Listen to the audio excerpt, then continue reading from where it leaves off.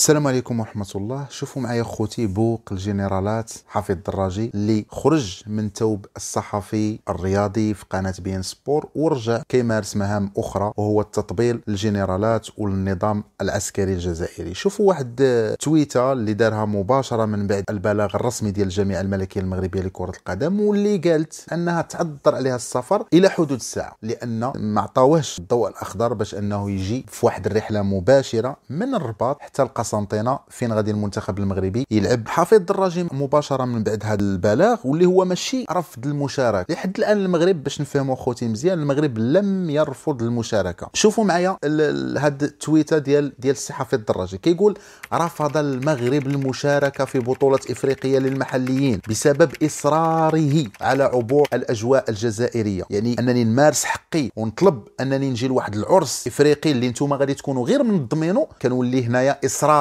على عبور الاجواء الجزائريه المغلقه مع المغرب. هنا غنفتح واحد القوس باش نذكر السي حفيظ الدراجي اللي كيقول بان هناك كولاسه وبان كاس افريقيا للامم غيتعطى او لا تعطى خلاص للمغرب في ديال 2025. قبل ما تهضر على الكولاسه خاصك تهضر على واش نتوما، واش الجزائر واش بعدا كابابل انها تنظم كاس افريقيا للامم بهذه الصبيانيه ديال التسيير وبهذه الصبيانيه ديال النظام العسكري اللي كيدخل السياسه في الرياضه. واش عندكم المقومات ديال انكم تنظموا كاس افريقيا للامم؟ انت اللي كتقول بان الاجواء مغلقه، علاش ما كانش الاجواء مغلقه فجا وزير جزائري جا للمغرب باش يطلب من ملك المغرب انه يجي يشارك في القمه العربيه؟ علاش الاجواء ما كانتش مغلقه فاش السي بوريطه جا في طائره خاصه عبر الاجواء الجزائريه باش يشارك في القمه العربيه؟ علاش انا داك ما قلتوش لا الاجواء راها مغلقه ما نجيوش حنايا عندكم وبوريطه ما يجيش عندنا؟ نزيد نكملوا هذا التويته كيقول بان الاتحاد الافريقي طالب المغرب بالسفر الى الجزائر عبر اسبانيا موريتانيا او تونس. شوفوا الوقاحه. لكنه اصر على كسر الحظر المفروض على الطيران المغربي والاسرائيلي بقرار سيادي. دائما حفيظ الدراجي والجزائريين كيقحموا اسرائيل مع المغرب ويبدا يقول لك ديك نظريه المؤامره وفلسطين ظالمه او مظلومه. لا حول ولا قوه الا بالله. نصرتوا فلسطين وحاربتوا اسرائيل في المواقع ماشي في الواقع. هنا غنقول السي حفيظ الدراجي، الا كنت انت والنظام الجزائري اللي كيسير الجزائر كيعتبر بانه هذا قرار سيادي انه يغلق الاجواء ويرفض طلب المغرب انه يجي في رحله مباشره من المغرب، كان غادي يكون من قله السياده ومن قله الاحترام ان المغرب يجي للجزائر اللي هي منظمه واحد العرس كما قلت لكم رياضي افريقي عبر موريتانيا وتونس او اسبانيا. حشومه. فهنا كيبقى الوقاحه منكم. راه حتى لو